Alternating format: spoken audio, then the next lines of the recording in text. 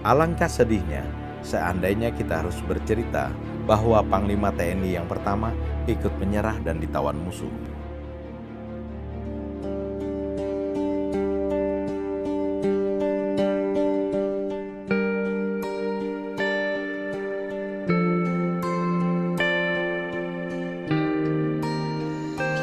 Pada tanggal 19 Desember 1948, Belanda melancarkan agresi militer lewat serangan mendadak ke ibu kota Republik Indonesia yang pada waktu itu berkedudukan di Yogyakarta.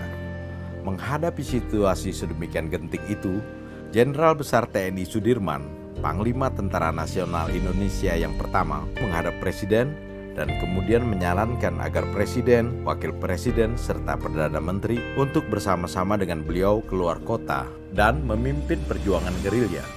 Namun Soekarno memilih tidak keluar kota untuk bergerilya dan bahkan memerintahkan Panglima Sudirman untuk tetap tinggal di kota karena sakit parah yang sedang diderita beliau. Pada saat itu kondisi kesehatan Pak Dirman sangat buruk dan hanya memiliki satu paru-paru saja setelah menjalani operasi. Jenderal Sudirman memutuskan untuk melakukan perlawanan dengan cara gerilya melawan Belanda. Presiden Soekarno dan hampir seluruh anggota kabinetnya yang tetap tinggal di ibu kota kemudian ditawan musuh tanpa perlawanan. Dari tulisan-tulisan sejarah tentang situasi pada saat itu dapat diketahui betapa besar kekecewaan rakyat mendengar berita tertangkapnya Presiden, Wakil Presiden, serta Perdana Menteri Indonesia. Namun, dengan adanya perlawanan secara bergerilya yang dilakukan oleh Jenderal Besar TNI Sudirman, moral seluruh bangsa dan TNI menjadi naik kembali.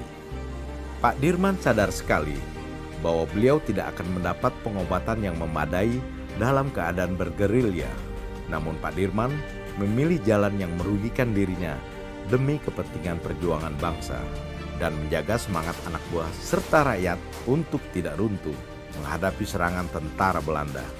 Sulit untuk membayangkan bagaimana seandainya pada saat itu Pak Dirman ikut tertawan oleh Belanda. Alangkah sedihnya seandainya kita harus bercerita bahwa Panglima TNI yang pertama ikut menyerah dan ditawan musuh.